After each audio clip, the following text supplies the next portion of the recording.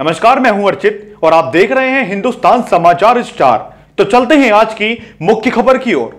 Supreme court में आज यानी बुधवार को हिजाब मामले में फिर सुनवाई होगी। कुछ समय पहले शिक्षण संस्थान में हिजाब पहनकर प्रवेश पर रोक लगाने के कर्नाटक हाईकोर्ट के फैसले के खिलाफ दायर की गई विभिन्न याचिकाओं पर सर्वोच्च अदालत में सुनवाई हो रही है। मंगलवार को सॉलिसिटर जनरल तुषार मेहता ने कहा कि कर्नाटक के स्कूलों में हिजाब पहनने का मामला अचानक या स्वतः स्फूर्त नहीं था, इसके पीछे गहरी साजिश थी। पिछले साल तक सभी छात्राएं स्कूल यूनिफॉर्म का पालन कर रही थी। 2022 में पॉपुलर फ्रंट ऑफ इंडिया ने इंटरनेट मीडिया पर अभियान चलाकर छात्राओं को हिजाब पहनने के लिए उकसाया।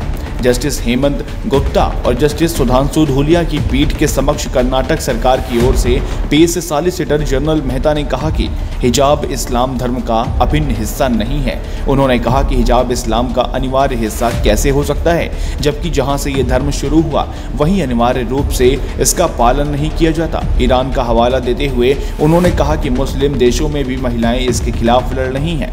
5 फरवरी के राज्य सरकार के आदेश का हवाला देते हुए मेहता ने कहा कि ये स्कूल में यूनिफॉर्म लागू करने के लिए है। आदेश किसी धर्म के खिलाफ नहीं है, बल्कि पंथ निरपेक्ष है। पंथ निरपेक्ष देश के स्कूल में ना तो भगवा शाल की इजाजत है और ना ही हिजाब की।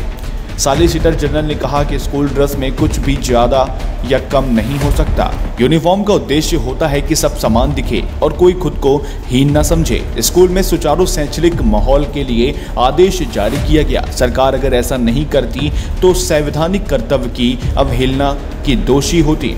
मेहता ने कहा कि पीएफआई ने इंटरनेट मीडिया पर अभियान चलाया। धार्मिक भावनाओं के आधार पर पीएफआई ने छात्राओं को स्कूलों में हिजाब पहनने के लिए उकसाया। पीएफआई एक कट्टर मुस्लिम संगठन है और उसे कई सामुदायिक हिंसक घटना के लिए जिम्मेदार ठहराया जाता है। उसी ने हिजाब पर रोक के खिलाफ देशव्यापी बंद का आह्वान किया था। मेहता ने कहा कि यूनिफॉर्म को लेकर सरकार ने शैक्षणिक संस्थाओं को निर्देश दिया है, छात्रों को नहीं।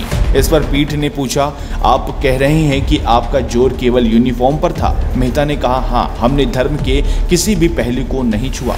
कर्नाटक के स्कूलों में हिजाब पहनने पर रोक के विरुद्ध दायर याचिकाओं पर राज्य सरकार की ओर से दलील रख रहे मेहता ने कहा कि छात्रों को ड्रेस अनुशासन का पालन करना चाहिए। इससे सिर्फ तभी छूट दी जा सकती है जबकि वो धर्म का अभिन्न हिस्सा हो।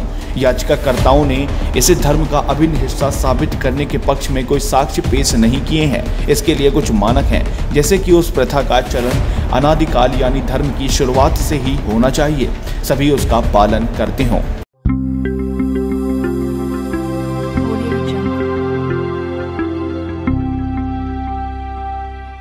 Audio Jungle.